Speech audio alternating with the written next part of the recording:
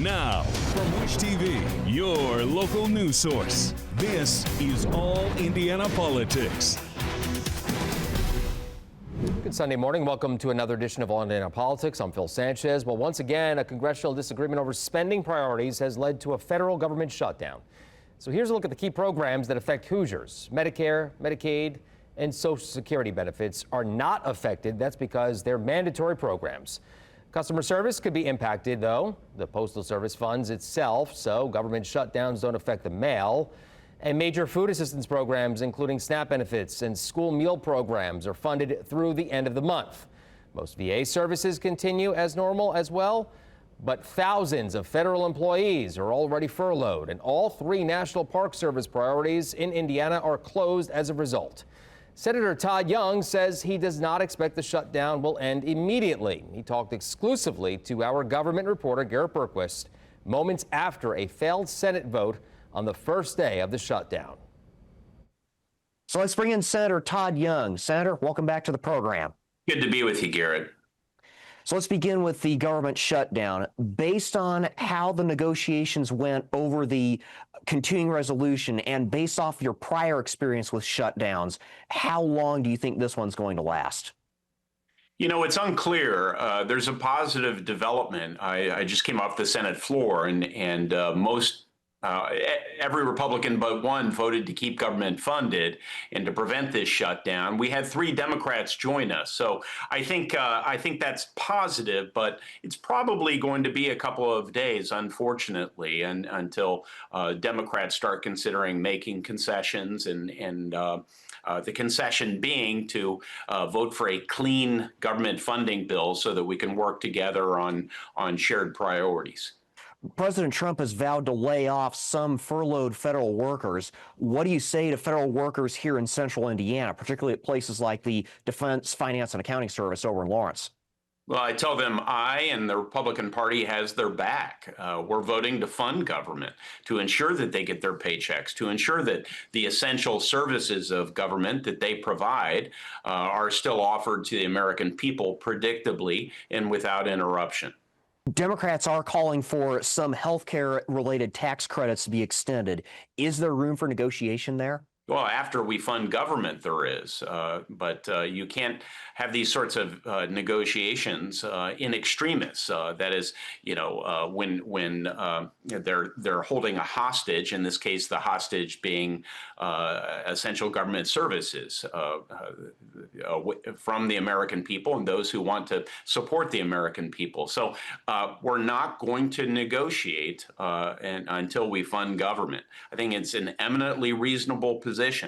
I have consistently voted, irrespective of who is in charge of Congress and who is in the White House, to fund government. And then we debate these complex issues like healthcare costs once we fund government and create certainty so that we can make these decisions dispassionately, devoid of politics, and based on the merits. That's how responsible policies are developed. And the American people get that, which is why the polling shows that the American people are overwhelmingly opposed to government shutdowns, and they're blaming the Democrats for this shutdown.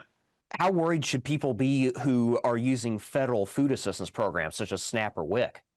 Well, I think they should be concerned about the interruptions and services. If you have mandatory spending programs that are important to you, Medicare programs, Social Security, every effort will continue to be made by Republicans to make sure that those monies are still flowing. They're not in jeopardy. But instead, these discretionary programs are in jeopardy, and we need to make sure that we open government up as soon as possible so there'll be no interruption.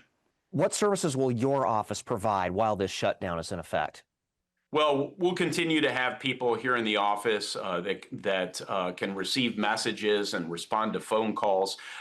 We will, if this lingers on, we'll have to start to think about the number of staffers that can come into our office, and it could inhibit our ability to respond immediately. But I'll tell you this: My message and my position will not change. I'll continue to advocate for continued government services, uninterrupted by politically driven government shutdowns.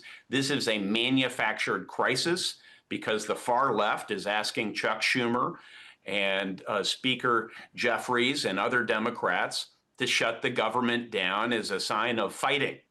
It's a meaningless gesture. It's a self-indulgent gesture. And it's something that is highly unpopular with the American people. And I plead with my Democratic colleagues not to take this step. Do you plan to forego your congressional salary? I am going to forego it. I'm going to set aside the check as I've done in the past and make sure that as we interrupt essential government services because of the Democrats' misbehavior, I don't enjoy the benefit of all the services offered to me. Wisconsin Senator Ron Johnson has a bill to prevent future shutdowns by continuing the prior year's appropriations in the event that there's no new budget. I understand you voted for it during a procedural vote. Should we enact such a law? Yeah, I voted for it because I don't like these shutdowns. There is the argument, which I also take seriously, that if you make it less painful to have a government shutdown, you're going to have more of them. And trying to balance those two was frankly difficult for me. But in the end, I listened to my constituents who I think found this legislation appealing. Well, for his part, Congressman André Carson says Republicans are to blame because they won't extend health care tax credits. He posted a video statement shortly before the shutdown. The government shuts down tonight. Democrats have one single request. Don't take away health care from millions of Americans. But Republicans aren't even in D.C. to negotiate. Don't let them try to fool you. Republicans are in charge of every branch of government. This shutdown is entirely on Republicans.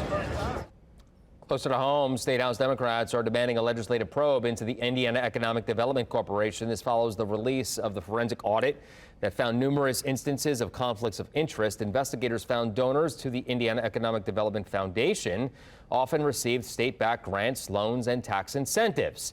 They found 30 entities in which an IEDC board member or employee had a potential conflict of interest. They also found millions of dollars worth of travel expenses. Democrats say the report is a good start, but it's short on specifics. They say they want a legislative probe and further investigations by the State Board of Accounts and other agencies. Are they washing each other's hands? Are they taking public money? I have no way to know. We'd have to look at the individual transactions. Now, one of them is a utility, all right? If they're selling electricity to the LEAP project up in Lebanon, well, that's legit. I'm sure there's an official price, and I hope that we pay the right price for electricity. But is there something else going on? I have no way to know. Governor Mike Braun says the IEDC audit confirmed a need for increased transparency and accountability for how taxpayers money is spent. He goes on to say, my focus is on solutions, and we are implementing new internal policies and controls to ensure full transparency in the use of taxpayer dollars. His office also says auditors shared all relevant findings with the Office of the Inspector General. Coming up, the first ICE detainees arrive at an Indiana prison. We hear from clergy who plan to protest as long as they are there. Welcome back. The first ICE detainees have arrived at the Miami Correctional Facility. The Braun administration now has a contract with the federal government to hold people there who are suspected to be in the country illegally. Our government reporter Garrett Berquist was there as protesters gathered ahead of those arrivals.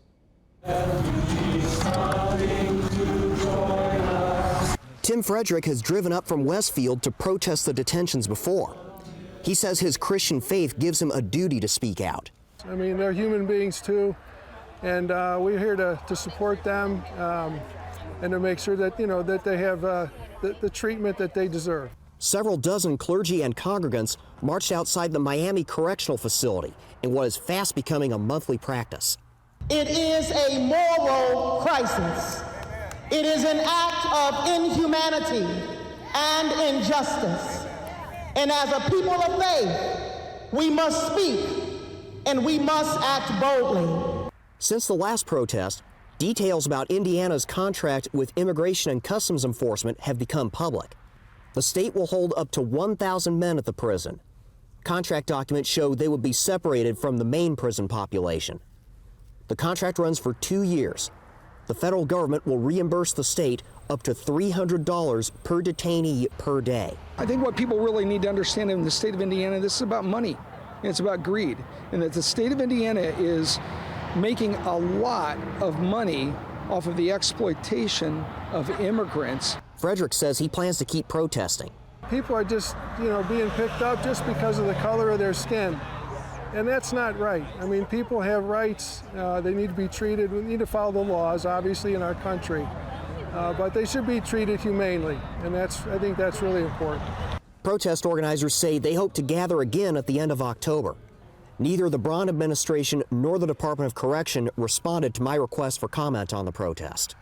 The Department of Defense earmarked Camp Atterbury for ICE detentions as well earlier this year. So far, though, there is still no sign of any movement to set up a temporary detention facility there. I'm Garrett Bergquist for Wish TV and WishTV.com. All right, coming up, Indiana's best political team on the government shutdown's implications for the parties and for you. All right, welcome back to All Indiana Politics as we welcome in two members of Indiana's best political team, Democrat Kip Tu and Republican Tom John. Good to see you both. Hey, how are you? Let's begin with that shutdown, gentlemen. Tom, I'll start with you this week. Republicans, as you very well know, control both the House and the Senate, as well as the White House. Is this on Republicans? Well, no. It's on the people who will not, which frankly is the Democrats, take a hard look at what's happened to our federal government and the debt that's there. We have a federal debt that has more than tripled since 2008. We have a federal deficit that is enormous. We have $1 trillion a year interest payment that we're having to make that is eating up other services. If we don't take these things seriously, as the Trump administration has from day one, where you had the DOGE effort, you've had several efforts to come in and say, can we cut this? Can we generate new revenue? How do we get our fiscal house in order? And you're once up against a question that if we don't finally take a stand and say, enough is enough, we need to actually get our house in order, you're going to be left with a country that is bankrupt. Kip, I'll let you respond to that. Also, do Democrats own the damage from this? Well, Tom is my friend, but that's the worst spin he's given in quite a while, and it's the only spin he's got. I mean, every poll shows, despite the earlier segment where the senator said polls show that people are holding Democrats accountable. I've seen 4 polls in the last hour that show it's by a wide margin. Republicans are being blamed, and it stands to reason because for 50 years Republicans have said government is the problem, government is the problem. Their whole brand is government is the problem. Well, if the government shuts down, it's pretty easy to reach the conclusion that the Republicans don't want government to work, and so they've closed it down. So that's why you're seeing American people blaming Republicans for it. And the truth of the matter is, the only thing Democrats are asking for, substantively, is that the ACA tax credits be restored that were taken out of the big, ugly bill. And that's all they're asking for. Republicans won't sit down with them and negotiate. You heard Senator Young say we're not going to negotiate. We'll only talk about it after we get the government back open, which means he's willing to do it. Mm-hmm. So why doesn't he do it to get the government back open? And look, Democrats are in a position where their base wants to protect health care.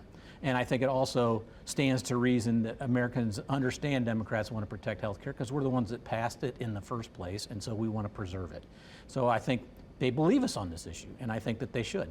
We have always been the folks who want government to work, who have tried to continue to have government work, and Republicans have said government doesn't work. And so that's where we are.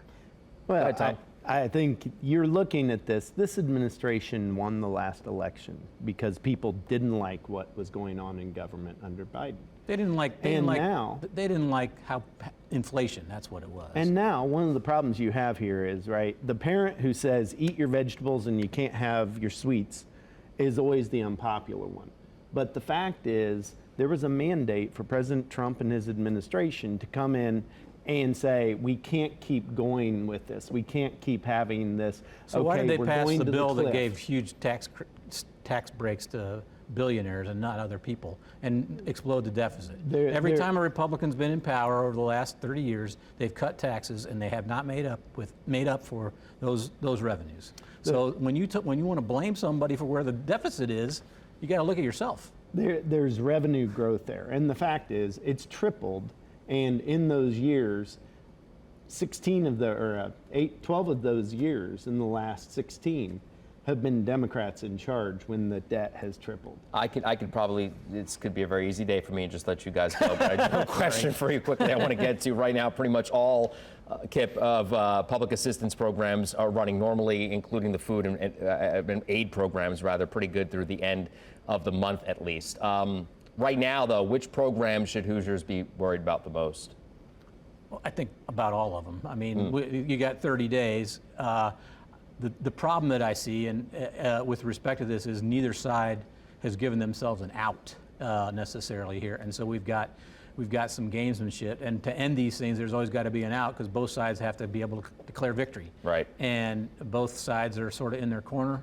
Things change fast in politics. That could change. I hope it does. But a lot of people get hurt when we close the government. A whole lot of people. Federal workers who, Republicans don't care that much about, but we do care about them. They provide good service for all of us. I mean, your Social Security checks to veterans benefits to all kinds of things. They do a very good job. EPA, I mean, you can go down the list. They provide a service to us, and we're going to all hurt from it. Tom, go ahead. I'll let you respond. Same question, but also any chance that happens, as far as the last time we had this government shutdown, air traffic controllers that basically walk up the job in order for it to get fixed. You think that's going to happen again, or are we going to get to that point? I don't think we're going to get to that point. That this is something that is pretty well defined. I think as the conversation goes and the voters really understand the underlying issues, they'll understand. Financial advisors, one of their best things that they'll advise sometimes is cancel your credit card or get a new credit card and see which bills you don't miss. And then you know how you can begin to save money and get your financial house in order. There are a lot of things the federal government's paying for day to day that, frankly, do we need? There's a real question, and this gives some clarity to that. Social Security checks are still going to come. There's no interruption in that. The post office is still going to be operating. Air traffic controllers are going to be operating. Yes, at some point is there going to be pressure on the employees who aren't getting paid, but they're going to get made whole in the back end of this. That's always been the case. But this is a hard issue, and if you always capitulate at the end, there's a real moral hazard that you never solve the hard problems. And I think this administration and this Congress has said it's our responsibility as people who are looking forward not just to the current generation, but generations in the future. We need to protect the fiscal balance of this country. I have a minute and a half left. I want to get your thoughts on the ICE facility in Miami County. Kip, I'll start with you. With the state of Indiana profiting off of the Trump administration's immigration push, rather, how does that look as a whole, and where do Democrats stand on all this? Well, we've had an immigration problem in this country since Reagan left office. We have not solved it. It's everybody's fault. But we are using innocent people as pawns in a political argument that we can't seem to solve. The fact of the matter is, we can solve the immigration problem, and we should, and we don't need goons out there in masks taking people off the streets without due process. That's not America. That's not how America should be, in my opinion. 30 seconds to you, Tom. Close us out. I mean, the state, as a part of the union, is going to help when asked. Particularly Governor Braun said that time and again. We can have the policy discussion about ICE, but as far as it being Miami County, Indiana's always stood up, going back to the Civil War, that our troops are there first, and we've always been a part of the union and always stood up with the union. And right now the policy is that we're going through this effort to make sure that we enforce our immigration laws, and that's where we are. Okay, gentlemen, good conversation. As always, good to see you both. Thank you so much for being here. We'll be right back. All right, thank you for joining us for All Indiana Politics. We'll be back here next Sunday morning at 9:30. Be sure to check out our All Indiana Politics podcast online at wishtv.com. Have a great rest of your weekend.